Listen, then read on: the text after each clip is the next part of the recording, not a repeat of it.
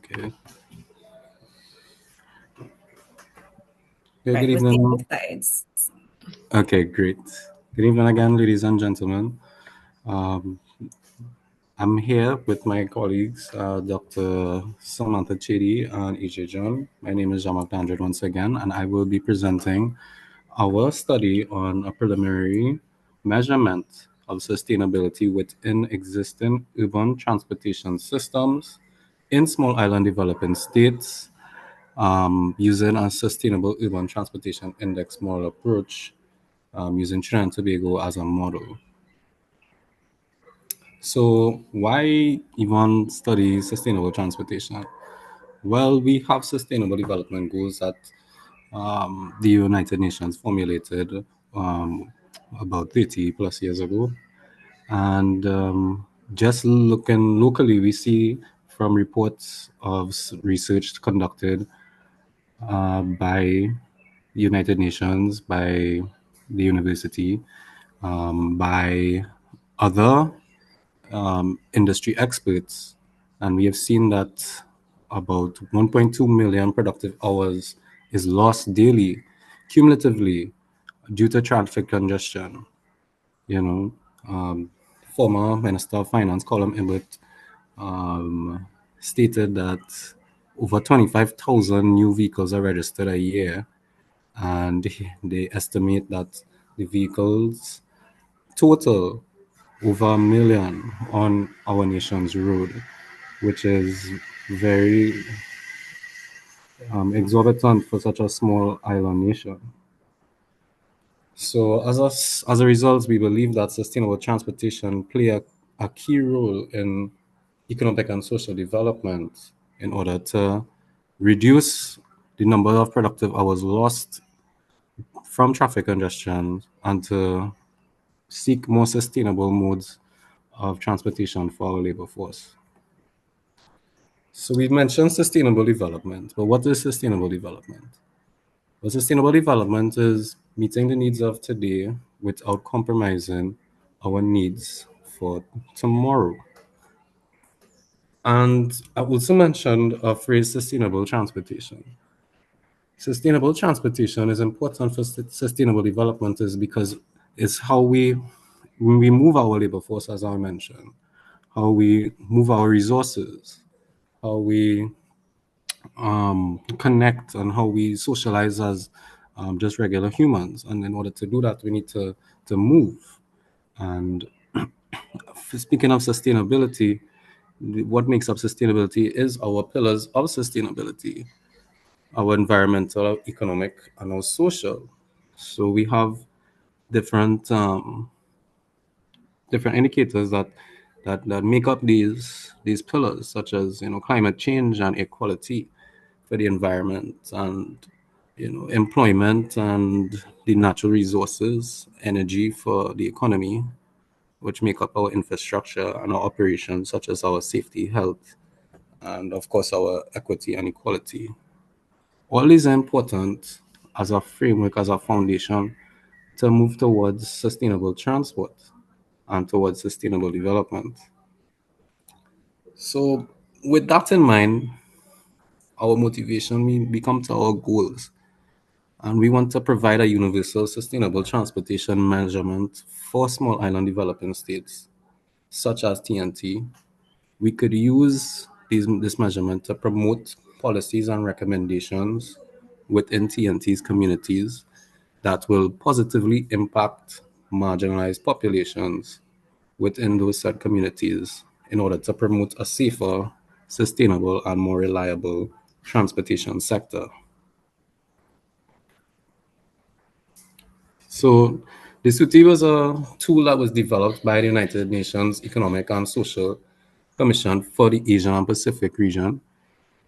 They based it upon existing literature and expert knowledge.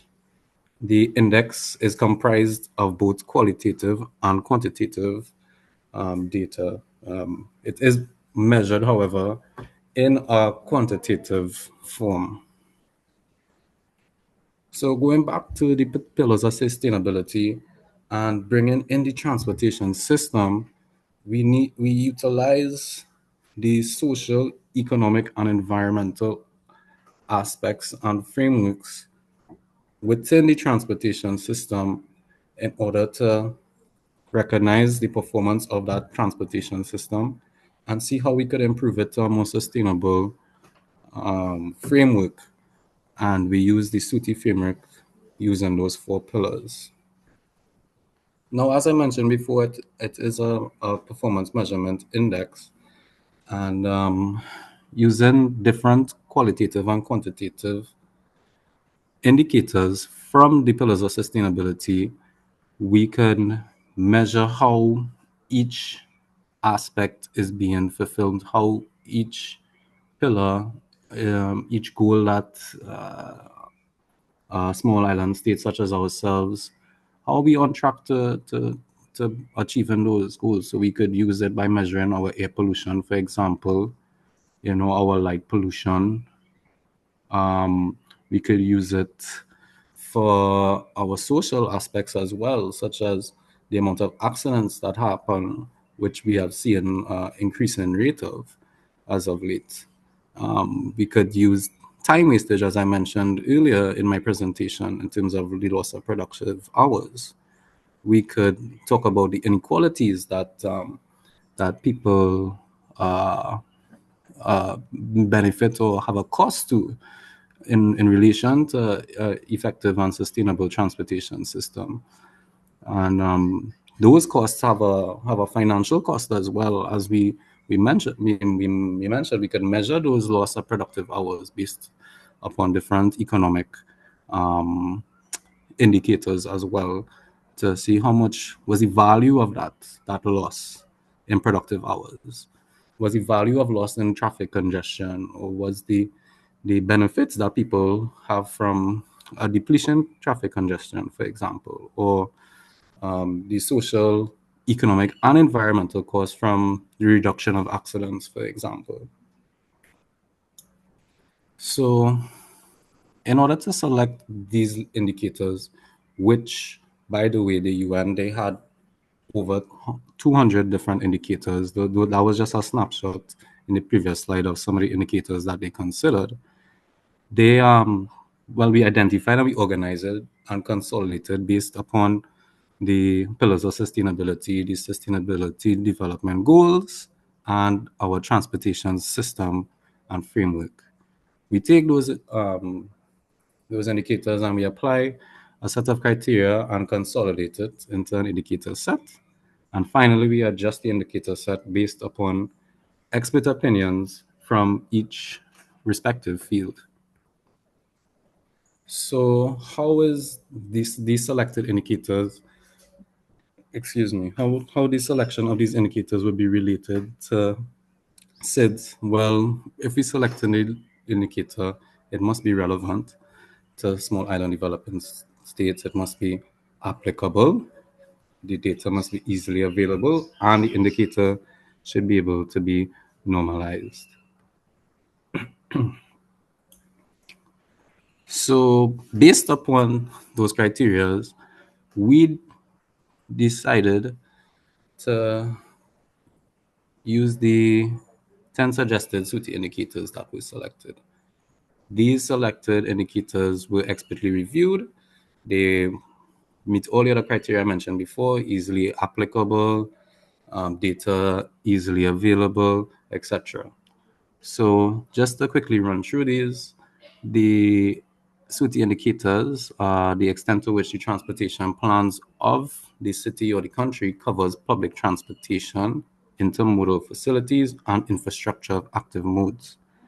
Modal share of active and public transportation and commuting. So that's the percentage of commuters that use public transportation versus private transportation, convenient access to public transportation, quality and reliability of public transport, traffic fatalities per 100,000 inhabitants, affordability, operational cost of public transportation, investment in public transportation system, air quality, and greenhouse gas emissions from transport.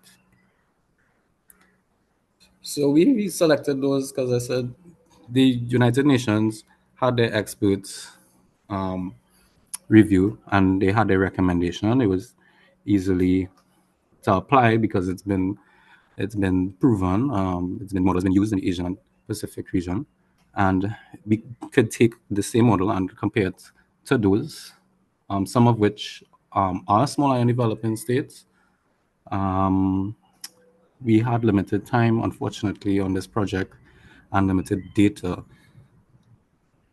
so it was easy to just adopt the model as presented. So one of these indicators that we used, the air quality indicators. We the United Nations suggested to use a particulate matter or a PM 2.5 or even a PM 10, where they said that the World Health Organization's annual limit is 10 micrograms per cubic meter. And for Trinidad and Tobago, between Port of Spain and San Fernando, average yearly between 11 and 17 micrograms per cubic meter of particulate matter, which is slightly above, but according to the SUTI indicator and range performance, it is medium to low performance in that aspect.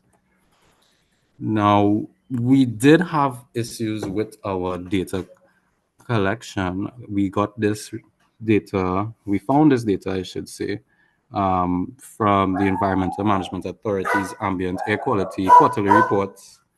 And based on the limited data we did get, we were able to apply it to the SUTI model. It is noted, though, that even though for majority of the year, for particularly Port of Spain, we couldn't get any credential data, there is one or two outstanding figures that have a particular concern, given that the World Health Organization said that the limit is 10 um, micrograms per cubic meter. It have instances, as you could see, for example, in April of 2022, where it has 55 um, micrograms per cubic meter, which is almost 5 to 6 times the amount that the World Health Organization suggests is safe for humans to be in. So that is a cause for some concern in terms of our air quality measures. We also looked at public investment in transportation, which the primary measurement or unit is the public transport investment share, which is a percentage share of how much the government of the Republic of Trinidad and Tobago, in this case, invested in public transportation and non-motorized public transportation. So more sustainable infrastructure towards public transportation that is investing in both motorized and non-motorized public transportation infrastructures, respectively. Over a 5-year period of 2020 and 2024, we have collected data, and using this metric, found that about 2.2% of the total transportation investment went into infrastructure that is considered sustainable, which is of very low performance by the SUTI score. Considering that the range is between 0 and 50, we stand at 2.2. The government invested on average of about 3% over the years 2007 to 2023, as we could see here. It has some notable spikes.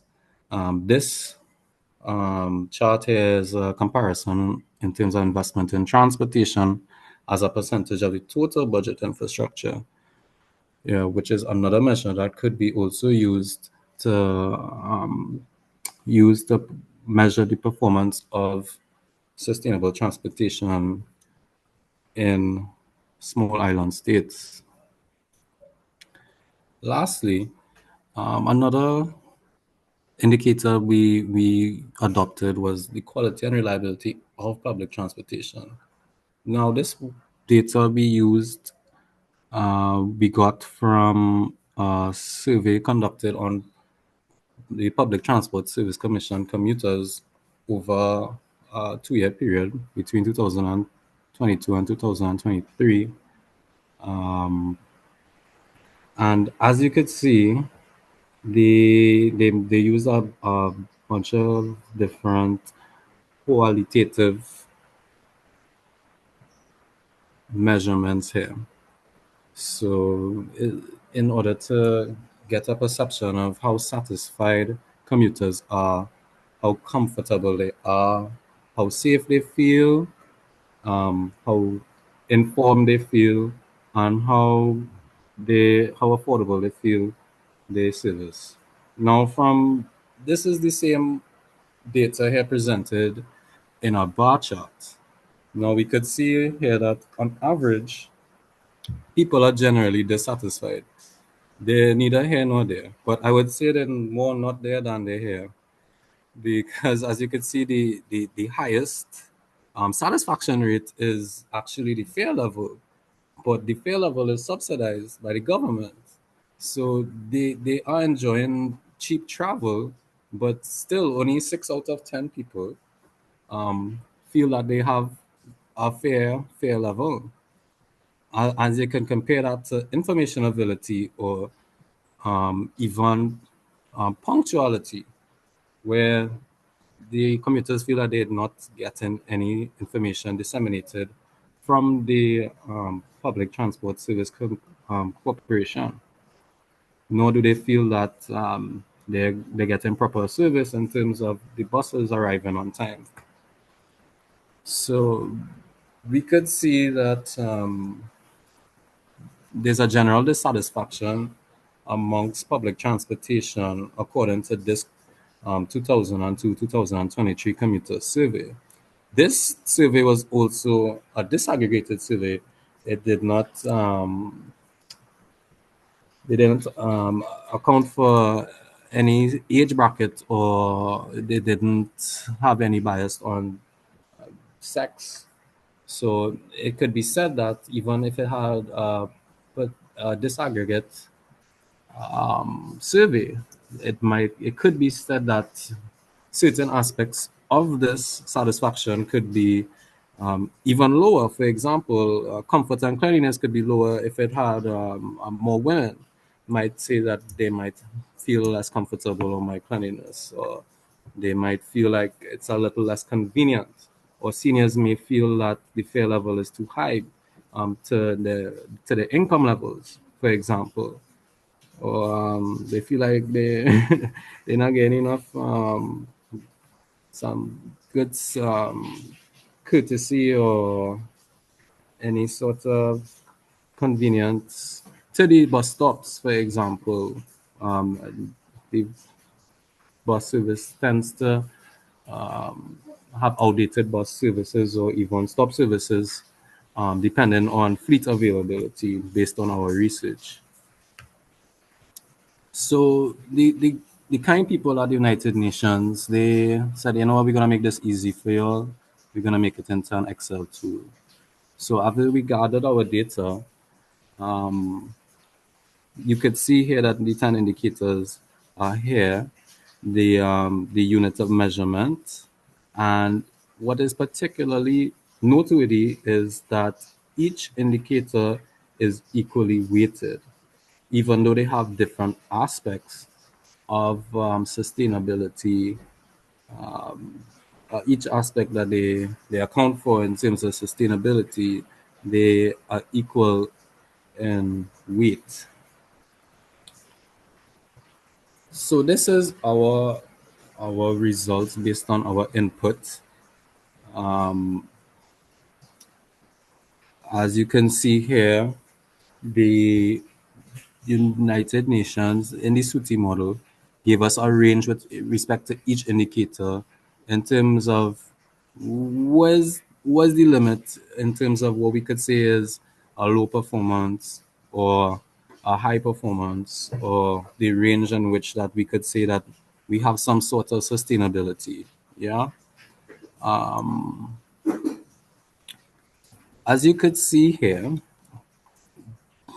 this our results from the data we gathered all fall within range except for number 7, the operational cost of public transportation system, which was originally between 22 and 100.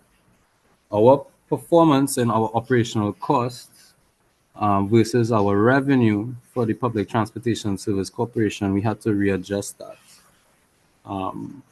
due to our poor performance. We normalized those numbers and put it in a geometric mean to see how our performance is compared to the average performance of sustainable transportation systems. And as mentioned before, if you look at indicator number 7, it has a negative original normalized number. Now, since it has no impact, we set it to 0 in order to get our true SUTI results by lowering the limits in that range for that respective indicator. Now, you may notice the spider plot, which can kind of give you a visual representation of our performance in terms of where we're lacking. And as mentioned before, in indicator 7 and 8, where you could see that the investments in public transportation system performance is considerably low, and the operational cost of the public transportation system is negative, you could see that there is need for significant investment in public transportation systems for a more sustainable transportation system.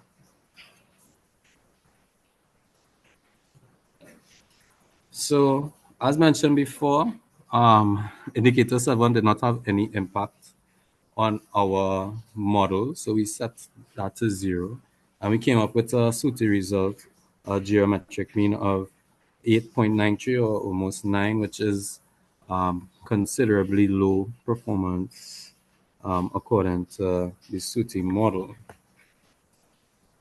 Of course, we could use other indicators that could be related to small and developing states, such as travel time, economic cost of traffic congestion, which I mentioned before, mental health and fatigue, which plays an important part on economic productivity.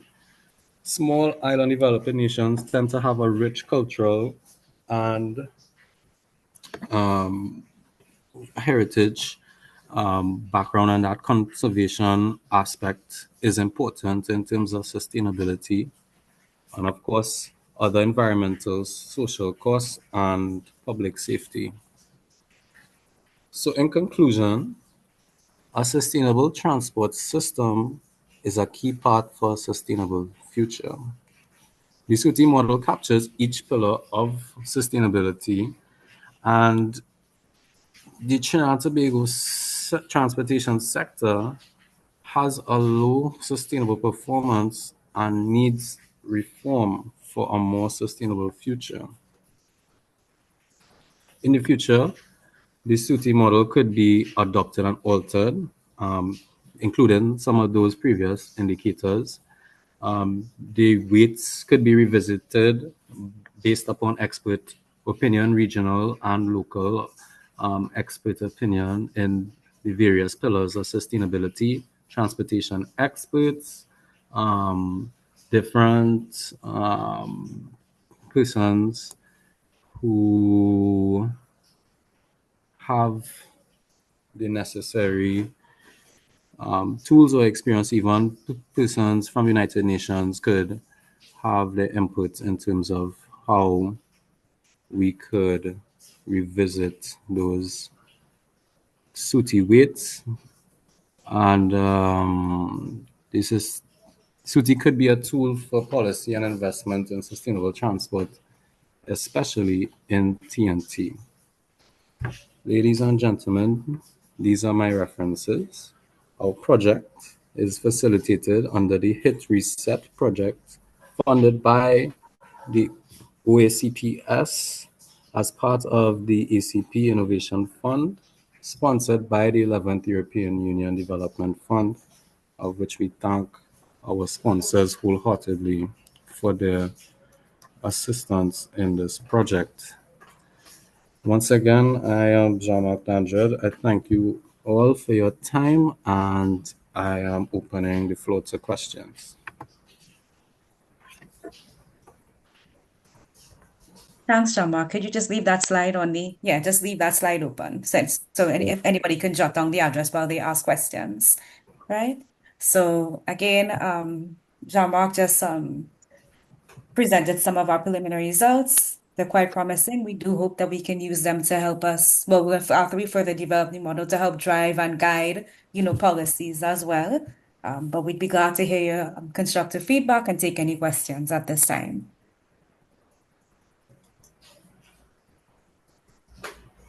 Mr. Pola, go ahead. Yes, hi. Well, I'd like to thank you for another excellent presentation. I was here at the last webinar, so it's good to see this kind of work coming out of the asset project, and not just the registration of the taxis and the app.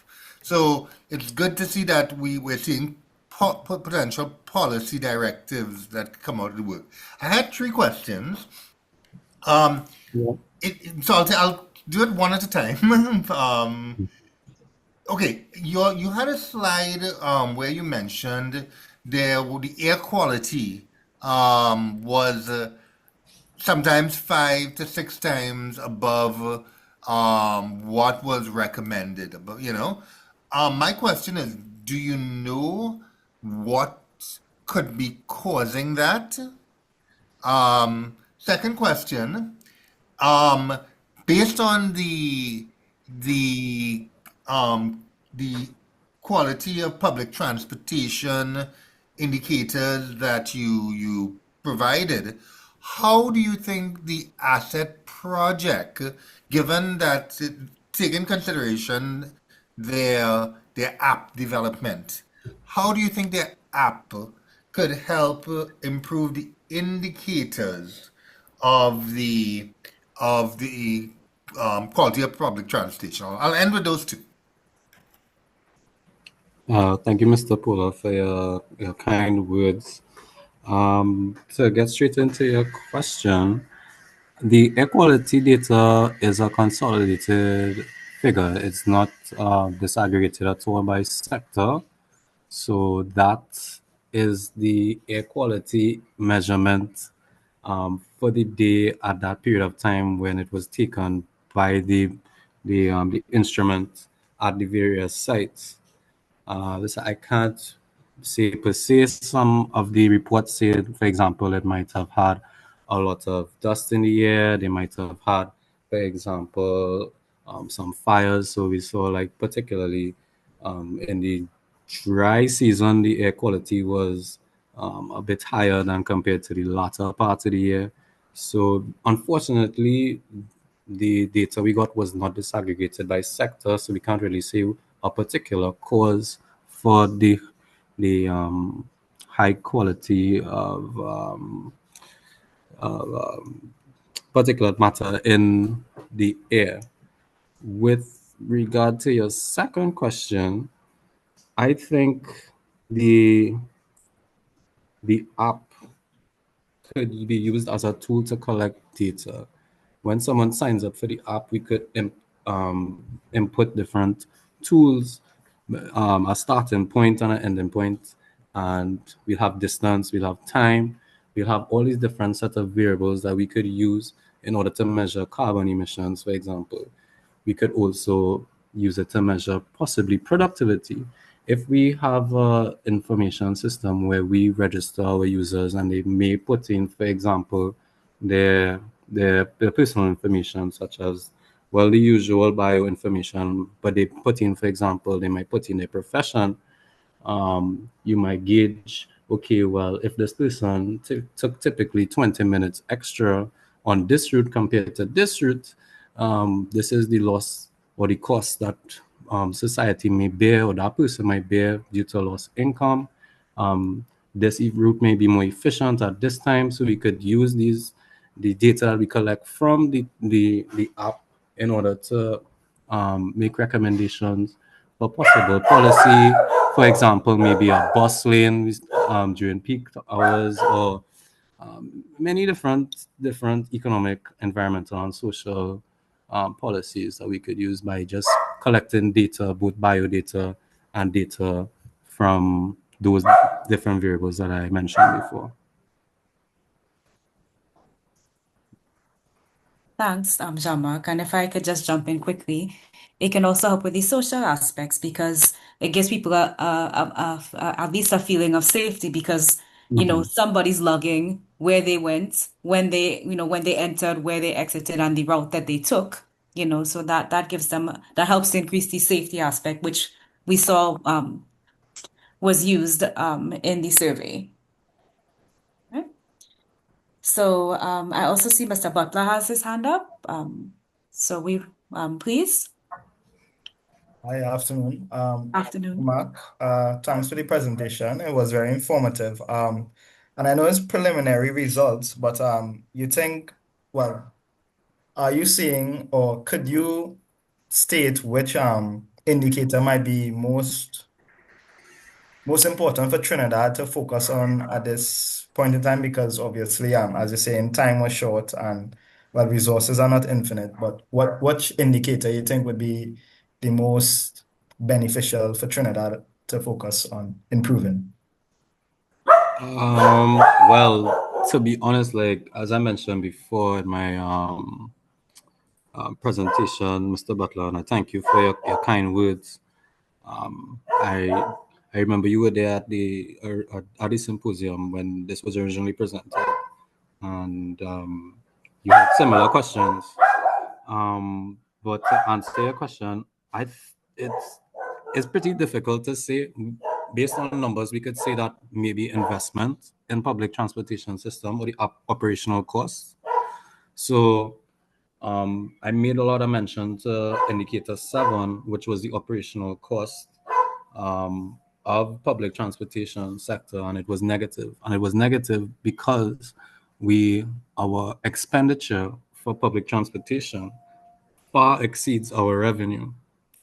And because of our subsidies and all the different subsidies that the government gives to the Public Transportation Service Corporation, those expenditure, lack of internal controls, and these other different findings that the Joint Select Committee found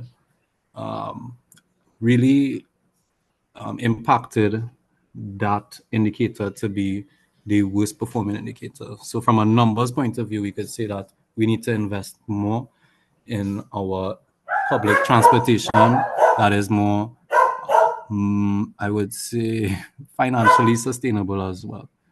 We the Public Transportation Service Corporation, based on the reports from the Joint Select Committee, is spending way more than they are making, and I would say that that leak needs to be plugged. So I would say that the PTSC in itself probably needs to have some sort of financial reform in order to have less expenditure, possibly maybe privatization or some sort of joint state enterprise reformation. That's my thoughts on that particular one. You could say the same thing for maybe air quality, but then again, the data availability kind of has that measurement a bit skewed.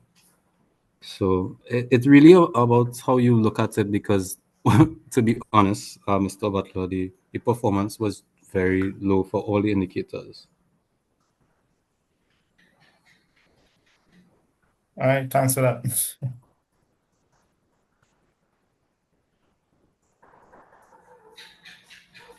Anybody Okay. else has questions?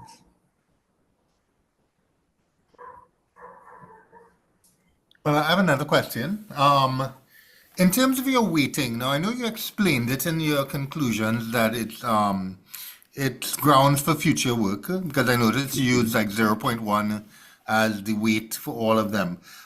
Did you get the opportunity to look at different countries and see if there was variance in the weightings when other countries tried it? And do you know if there is any weighting, any pattern in the weighting that you've noticed so far? That's a really excellent question. Thank you for it. No, this is a very young model.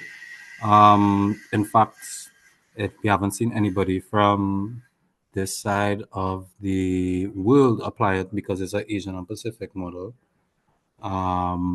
They adopted it just as the United Nations suggested it, and over 20 something Asian and Pacific countries, some of which are small island states such as Fiji. Fiji did a SUTI model, and they weighted it equally. Even the more developed nations weighted it equally and used the same indicators. I haven't seen any reports thus far of anybody using different weightings or different indicators.